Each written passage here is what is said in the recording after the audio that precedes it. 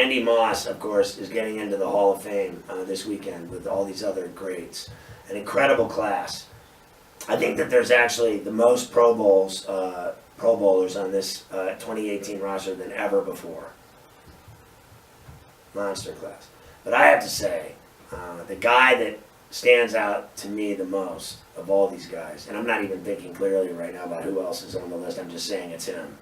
Randy Moss is my favorite guy going into this class because I just thought he was the most unstoppable receiver that, one of them that I've ever seen.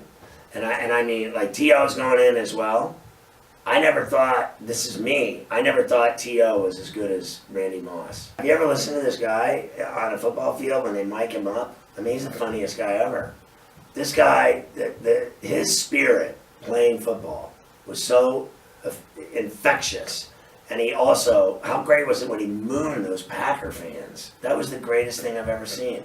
And everybody got all worked up about it. Remember, like, his fake mooning got everybody all bent out of shape? If he did that today, he'd go to federal prison.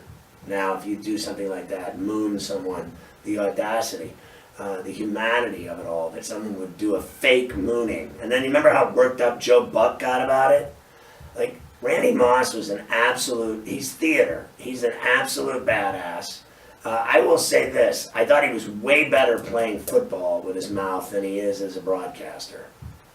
When he was playing and he was lit, like, when you play, you're lit. He was so lit that he said things that were just the funniest things ever, right? But I think as a broadcaster, he hasn't actually done that. That's just me. I think he's decent doing broadcasting, but he's not, in my view, not even close to how funny he was when he played. When he would talk with a mic on the football field, there was nothing like it. He was, in fact, I think he's the best, maybe the best talker ever on a football field. Randy Moss would absolutely get anyone fired up for a football game on the field before the game or whatever. Or, like, could you hear him, like, talking to quarterbacks? Just throw the ball, dude. Just throw it anywhere. I'll score a touchdown. Just throw it. There was one game that he played, I'll never forget, Thanksgiving of '98 in the, I saw this highlight against the Cowboys on Thanksgiving Day. He scored like 3 touchdowns, the first 3 passes he caught.